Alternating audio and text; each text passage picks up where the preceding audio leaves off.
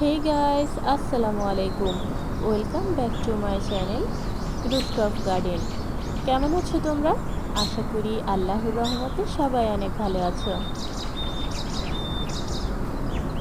আজ সকালে ছাদ বাগানে এসে দেখি টুপটাপ বৃষ্টি পড়ছে এবং তার মধ্যে এই পুষ্পরানী ফুটে রয়েছে। তার এই অপরূপ সৌন্দর্য দেখে আমি আর থেমে থাকতে পারলাম না।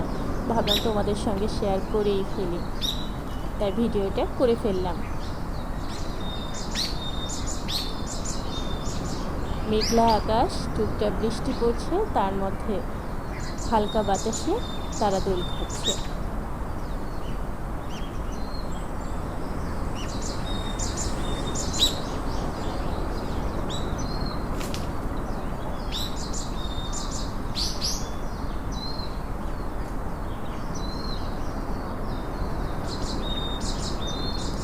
এই যে দেখতে পাচ্ছ, এটি লাল জবা, রক্ত লাল জবা। এখনো ফোটেনি, তবে খুব শীঘ্রই ফুটে যাবে।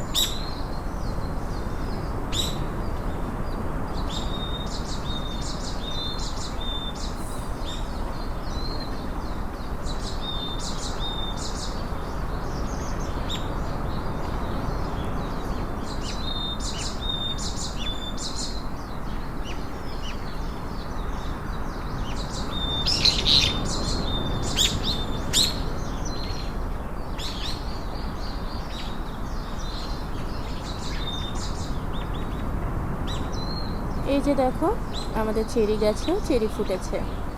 আজকে সকালেই হঠাৎ করে এসে দেখলাম এই চেরিটা। কয়েকদিন ধরে ফুল ফুটেছিল, কখন যে সেটা ফলে পরিণত হয়েছে কে জানে। অনেকগুলো ফলই এসেছে, তবে এখনও গাছে অনেক ফুল রয়েছে। 12 মাসই এই চেরি গাছটাতে ফুল ফল থেকেই থাকে।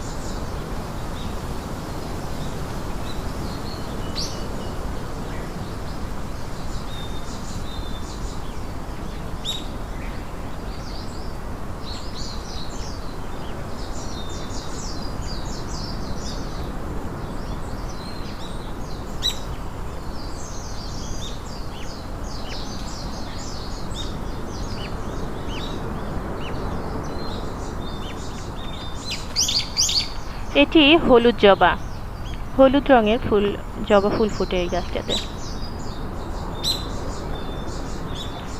এগুলো এখনো ফুটেনি, কড়ি এসেছে।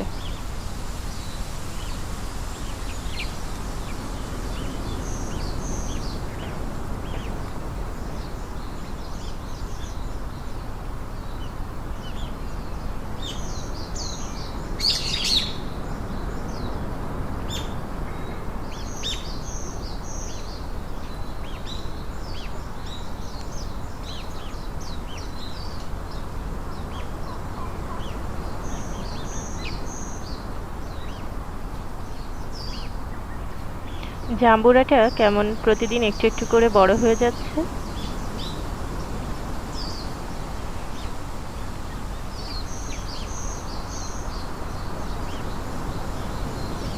ছাদে অনেক তুলসী গাছ রয়েছে। তুলসী পাতা একটি ঔষধি গাছ, ঠান্ডা লাগলে বা অন্যান্য অনেক ওষুধি হিসেবেই কাজ করে, যার কারণে তুলসী পাতাটা ছাদে সবসময় রাখা হয়। যেহেতু আমি বিড়াল পালি, আমার বিড়ালের ঠান্ডা বা যে কোনো সমস্যা হলে বা ওর হজমে কোনো সমস্যা হলেও আমি ওকে তুলসী পাতার রস করে খাওয়াই, ঠিক হয়ে যায়।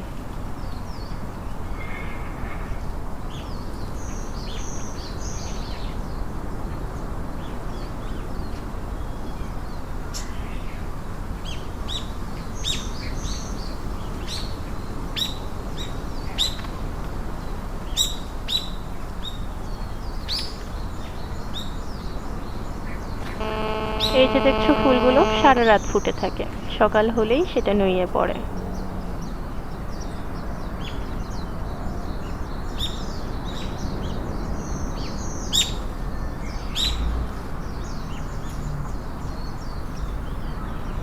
আমার আম্মু ছাদে পেঁপে গাছে লাগিয়েছে। মিষ্টি আলুর লতাগুলো কেমন মুরগির ঘর বেয়ে চলে যাচ্ছে।